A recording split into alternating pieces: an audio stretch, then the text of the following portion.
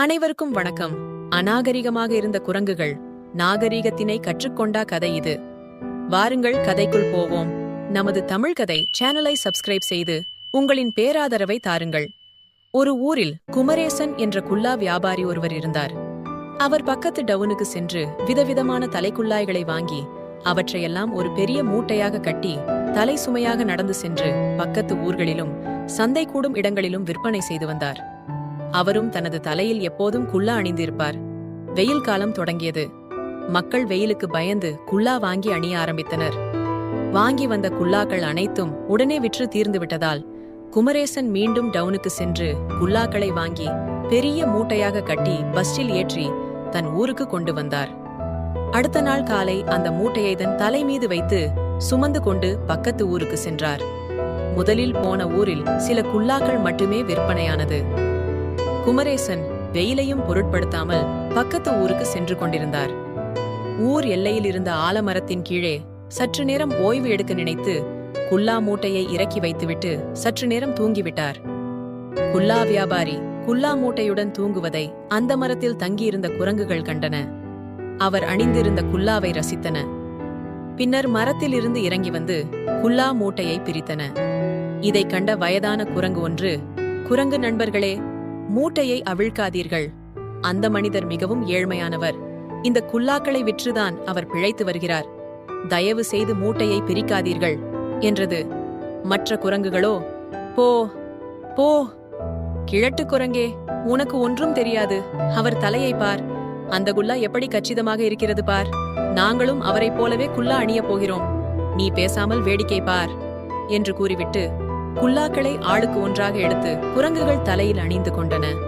தூக்கம் கலைந்து எழுந்த குமரேசன் குல்லா மூட்டை அவிழ்ந்து கிடப்பதைக் கண்டு திடுக்கிட்டார். அப்போது கிழட்டு குரங்கு, குல்லா வியாபாரியே, உம்முடைய குல்லாக்களை குரங்குகள் எடுத்து தலையில் அணிந்து கொண்டன. நான் எவ்வளவோ கூறியும் அவை எனது பேச்சை கேட்கவில்லை என்று கூறியது. குமரேசன் ஆலமரத்தின் மீது ஏறினான். மரத்தில் இருந்த குரங்குகள் ஒவ்வொன்றும் குல்லாக்களை அணிந்திருந்தன. உடனே குமரேசன், குரங்குகளே, எனது குல்லாக்களை கொடுத்து விடுங்கள். நான் அவற்றை விற்பனைக்காக வைத்திருக்கிறேன் என்றார். குரங்குகள் அவரின் பேச்சை காதுகளில் போட்டுக்கொள்ளவில்லை. உடனே குமரேசன் கோபத்துடன் தான் அணிந்திருந்த குல்லாவை தூக்கி வீசினார். உடனே குரங்குகளும் குல்லாவை கழற்றி வீச முயன்றன. ஆனால் அவைகளால் குல்லாவை கழற்ற முடியவில்லை. குல்லா தலையிலிருந்து கீழே இறங்கி அவற்றின் கண்களை மறைத்தன. இதனால் குரங்குகள் பயந்து நடுங்கின. உடனே குமரேசன், குரங்குகளே, அந்த குல்லாக்கள் மனிதர்களுக்காக தயாரிக்கப்பட்டவை. உங்கள் தலைக்கு ஒத்து வராது. இந்த புது குல்லாவை தலையில் மாட்டுவது சுலபம், ஆனால் கழற்றுவது மிகவும் கடினம். எனவே அதை கழற்றும் விதமாகத்தான் கழட்ட வேண்டும். ஒவ்வொருவராக வாருங்கள், நான் கழற்றிக் கொள்கிறேன். இல்லையென்றால் அந்த குல்லாக்கள் உங்கள் கண்களை மறைத்து நீங்கள் கிளைகளை விட்டு கிளைக்கு தாவ முடியாமலும் உணவை அடையாளம் காண முடியாமலும் தவியாய் தவிக்க நேரிடும் என்று கூறினார். உடனே குரங்குகள் குல்லா வேண்டாம், தலை தப்பினால் போதும் என்று குமரேசன் முன்பு வரிசையில் வந்து நின்றன. வியாபாரியும் குல்லாக்களை குரங்கின் தலையில் இருந்து கழட்டி எடுத்துக்கொண்டார். பிறர் பொருட்களை அவரின் அனுமதியின்றி அபகரிப்பது அடிமுட்டாள்தனமான காரியம். அது அநாகரீகமும் கூட. அந்த செயலைத்தான் நீங்கள் செய்திருக்கிறீர்கள்.